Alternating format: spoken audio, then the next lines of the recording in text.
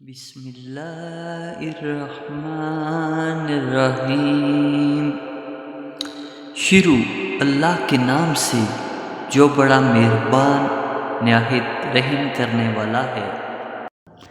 سیدنا عمر رضی اللہ تعالیٰ عنہ کا فیصلہ۔ سیدنا عمر رضی اللہ تعالیٰ عنہ کا فیصلہ ہمارا فیصلہ ہے۔ اچھا ذرا ٹھہرو، میں ابھی فیصلہ کرتا ہوں۔ وہ گھر کے اندر تشریف لے کے چند لمحوں بعد گھر سے نکلے تو ان کے ہاتھ میں ننگی تلوار تھی۔ آتے ہی مسلمانی کے دعوے دار کا سر قلم کر دیا۔ وہ کہہ رہا تھا، اے عمر تم فیصلہ کرو۔ ابن خطاب نے کہا، میرا فیصلہ یہ ہے۔ ہوا یوں تھا کہ ایک یہودی اور ایک مسلمان کا آپس میں جھگڑا ہو گیا۔ یہودی کو اپنے حق ہونے کا یقین تھا۔ اس نے کہا، چلو تمہارے نبی صلی اللہ علیہ وآلہ وسلم سے فیصلہ کروا لیتے ہیں۔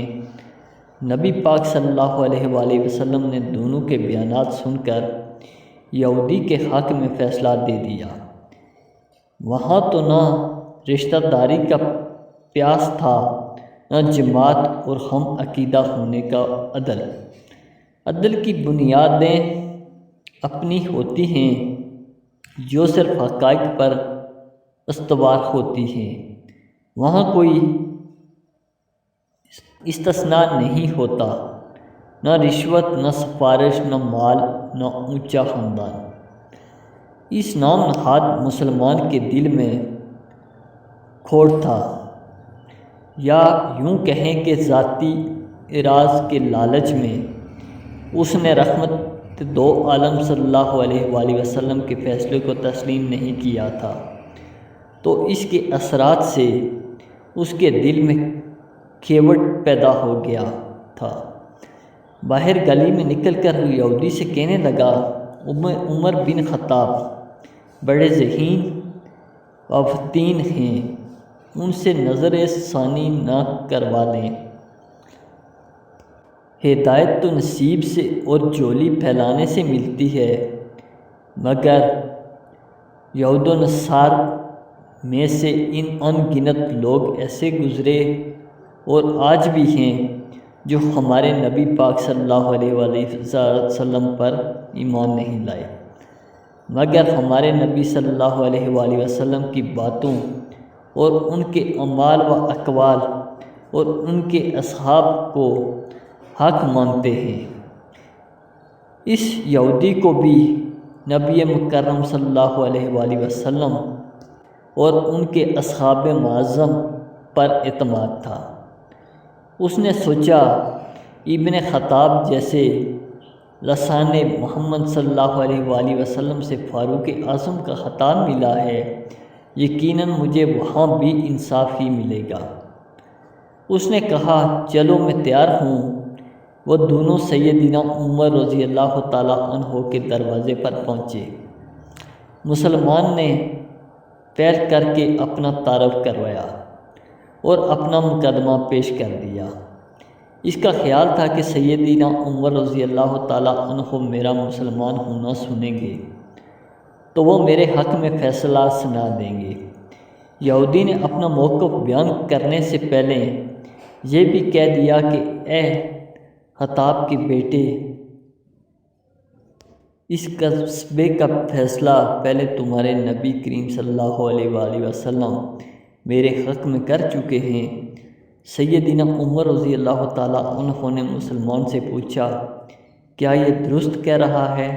مسلمان نے کہا، جی ہاں، ہم نبی پاک صلی اللہ علیہ وآلہ وسلم کے پاس حاضر ہوئے تھے، مگر انہوں نے اس یہودی کو سچا کہہ دیا، اس کے حق میں فیصلہ کر دیا۔ سیدنا عمر رضی اللہ تعالیٰ عنہ نے کہا، اچھا ذرا ٹھہرو، میں ابھی فیصلہ کرتا ہوں۔ گھر سے جا کر تلوار لائے اور اس کی گردن اڑا دی۔ مسلمانی کے دعوے دار کے عزیز و اقارب نے شور مچا دیا کہ سیدنا عمر رضی اللہ تعالیٰ عنہ نے ایک کلمہ گو کو مسلمان کو قتل کر دیا۔ وہ نبی پاک صلی اللہ علیہ وآلہ وسلم کی خدمت میں شکایت لے کر آئے کہ ان کو بدلہ دلوایا جائے۔ عدل سراپا محمد صلی اللہ علیہ وآلہ وسلم نے ابن خطاب کو اپنی سفائی پیش کرنے کے لیے طلب فرمایا۔ یہاں استثناء نہیں تھا کہ عمر بن خطاب کو تو ملال اعلیٰ میں عرضیاں پیش کر کے عزت اسلام کے لیے مانگ کر لیا تھا۔ ہاں، مراد مصطفیٰ کو محمد مصطفیٰ صلی اللہ علیہ وآلہ وسلم نے کوئی استثناء نہیں دیا۔ شروع محمدی میں کوئی استثناء ہے ہی نہیں، لیکن رب الاعلیٰ رب المصطفیٰ جل جلالہ کو ابن خطاب کا عدالت کے کٹہرے میں کھڑے ہونا کب گوارا تھا؟ جو کوئی بھی صحبت نبوی میں خلوص دل سے پہنچا، جس کسی کو صحابیت کا زرین تاج ایک بار سرفرازی دے گیا، بس پھر دو جہانوں میں کامیاب ہو گیا۔ ابن خطاب کی آمد چند قدموں سے ہونے والی تھی، مگر ہزاروں لاکھوں بلکہ انسان فہم سے بلا فاصلوں سے عریش والی سے ان منٹ فیصلہ لے کر جبرائیل امین ان سے پہلے حاضر دربار نبی ہو گئے۔ یا رسول اللہ صلی اللہ علیہ وآلہ وسلم، عمر سچے ہیں، وہ مقتول منافق تھا۔ یا رسول اللہ صلی اللہ علیہ وآلہ وسلم، آپ کے رب کی قسم، جو بندہ ان جناب کے فیصلے کو دل سے تسلیم نہیں کرتا وہ مومن نہیں، منافق ہے۔ جسے محمد صلی اللہ علیہ وآلہ وسلم کا فیصلہ منظور نہیں، اس کا فیصلہ عمر کی تلوار سے ہوگا، اسے زمین کے اوپر رہنے کا کوئی حق نہیں۔ آپ نے سیدنا عمر رضی اللہ تعالیٰ عنہ کو صفائی اور گواہانِ صفائی پیش کرنے کی ضرورت رہی، نہ خاتم موسمین صلی اللہ علیہ وآلہ وسلم کو ریو کی، اور سیدنا عمر رضی اللہ تعالیٰ عنہ کا فیصلہ ازلی ابدی کتاب الہی کا انمٹ فیصلہ بن گیا۔ ابن خطاب کا یہ عمل اور اس پر آسمانی حکم اب ہر سال جب تک ماہ سیام کی مبارک راتوں میں یعنی تراویح میں تمام چھوٹی بڑی مساجد میں اعلیٰ اعلانات نہ پڑھایا جائے، اہل ایمان کی نہ تراویح اور قیام علیل قبول ہے اور نہ ختم قرآن، ذی شان ہر حافظ، ہر قاری اور ہر عالم و فقیہ تا قیامت قرآنی الفاظ میں فیصلہ عمر کو درست کہتا رہے گا۔ سچ ہے قرآن اور صاحب قرآن کو، جیسے اصحابہ نبی خصوصاً صدیق و عمر و عثمان و اعلیٰ علیم الرضوان نے سمجھا، وہی حق ہے۔ آج بھی ہر کوئی ایمان و اسلام کا دعوے دار شاہ علیہ السلام کے فیصلوں اور ان کے احکام پر لیت و لال کرتا ہے، وہ دھوکے میں ہے، وہ ایمان نہیں، نفاق کا حامل ہے۔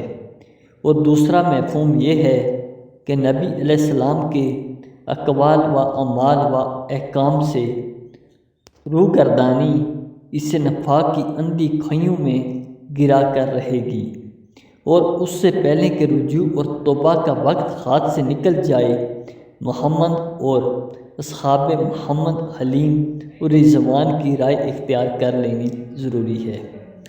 داریان کی کامیابی اسی میں ہے۔ تیرے رب کی قسم، وہ ایمان والے نہیں ہو سکتے جب تک کہ وہ اپنے اندر کے اختلافات اور جھگڑوں میں تجھے حکم تسلیم نہ کر لیں اور تیرے فیصلوں کو مان نہ لیں۔